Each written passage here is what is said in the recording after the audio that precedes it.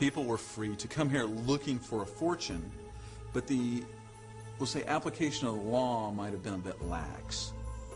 There was a sense of an open port where anything could happen. According to accounts of the time, there were robberies and stabbings every day.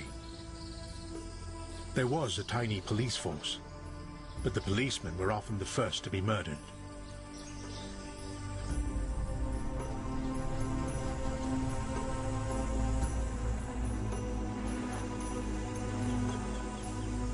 When Raffles returns in 1822, he's just aghast. It hasn't quite got the feel of this English colonial trade port that he imagined. And he basically fires Farquhar. I can't believe what you've done! What kind of place are you running here? Slaves, cockfighting, opium dens? Raffles blamed Farquhar for allowing the settlement to lose its way. I don't care how they live. We have a responsibility. He expected higher standards for his little child. And you're not setting a very good example. Raffles perceived it as being chaotic. He wants it to create ideas of science and the arts and literature that were being promoted by the Enlightenment in the late 18th century. The Enlightenment in Europe was an age of reason, order, and progress. And Raffles hoped to bring these lofty ideals to Singapore. While the town was still in its infancy, he drew up an elaborate blueprint for its future, laying out a modern grid structure of roads, dividing up the population into different ethnic areas. Everything was designed to be as rational and efficient as possible. He left specific instructions for the style of architecture. The famous Singapore 5-foot way, which was a sort of continuous arcade on either side of the street, which would protect you from the sun and also from the rain. And the facades of the building were to have a uniform appearance. So he thought about all these little details. In Raffles' vision, the river would be the central artery of the town, along which trade could flow. He created a wharf, Boat Quay, to be a focal point for mercantile establishments.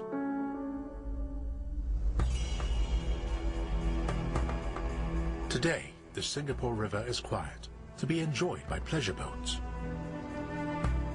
But throughout the 19th century, cargo from around the world traveled along the river and filled the warehouses of Boat Quay, just as Raffles had predicted.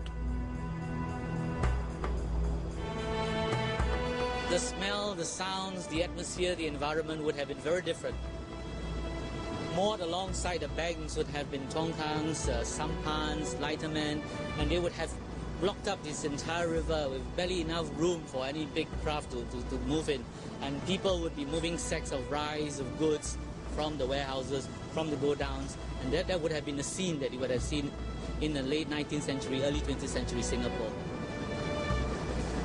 This was the place where commerce started in Singapore. This was the cradle of commerce.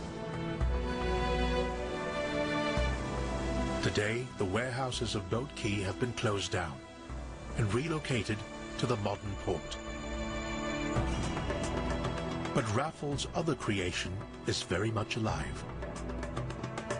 Behind the quayside, he designated a swampy, uninhabited area to become the commercial center of town. The skyscrapers of the modern business district sit on exactly the same spot today. Raffles believed that free trade had a magical quality that could transform Singapore, and this skyline is testament to that belief.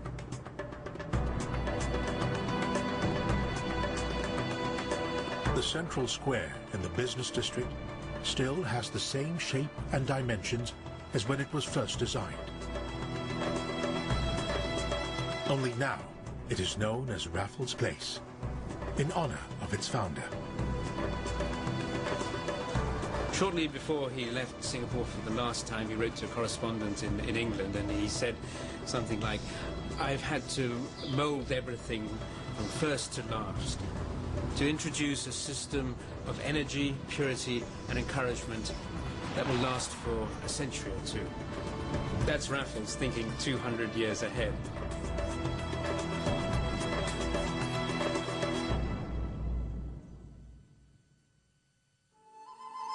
In June 1823, Raffles returned to England, suffering from a suspected brain tumor. He had spent just 9 months in total in Singapore. During that time, he turned it from an obscure, irrelevant island into a bustling port and committed it to a future of free trade. But was free trade really as magical as Raffles believed? Could it alone conjure up the city of his dreams?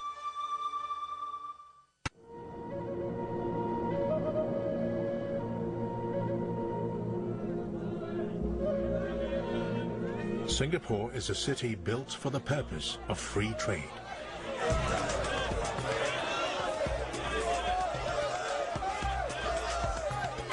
The idea that anyone can buy and sell whatever they like without interference from government has been at the cornerstone of Singapore's success since it was first introduced in the 19th century.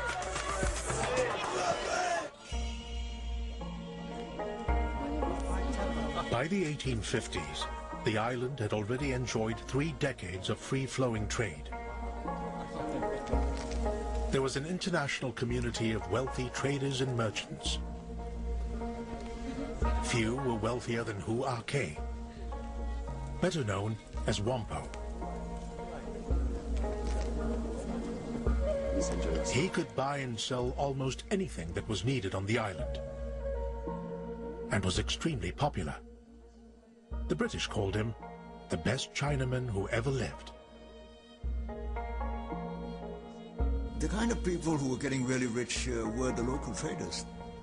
They were Chinese, and there were Arabs and there were Indians who were operating at what in today's terms we would call small and medium enterprises who could build up. They were not capital intensive anyway. It was quite easy for them to make money. They're not paying taxes. You're not charging them anything for the use of the services made available to them. Of course they made money. For the company, it's quite a different matter. The East India Company, which ran Singapore, was in financial trouble. Its lucrative Chinese tea trade had collapsed, as people in Britain preferred Indian tea, which could be drunk with milk. The company was still obliged to govern the settlement, but it did so very reluctantly. By the 1850s, the company saw Singapore as a complete burden. It wasn't bringing any profit or interest to the company whatsoever. The private merchants were making a great deal of money. But none of this is getting into the government coffers. There is no money to pay for a good police force, for instance. There's no money to pay for port improvements. But the community wants all of these. They want all of them, but there's no money to pay for them. Ironically, free trade, which had made Singapore wealthy, generated very little revenue for the running of the island. Since Raffles' time, the flow of goods had never been taxed. The policy had become an article of faith among Singapore's merchants and traders. There was no import taxes. There was no income tax. There was no company tax. And we human beings had not developed at that point of time the GST, the value added tax. Then where do you get the money to finance your state expenditure? The company came up with an unusual plan to raise revenue by encouraging vice. The right to supply opium was licensed and auctioned off to the highest bidder. Whoever won the license was then free to sell as much of the drug as they liked, without any restrictions. But the more opium they sold, the more they needed to keep selling, because the company kept pushing up the cost of the license. It was a vicious circle.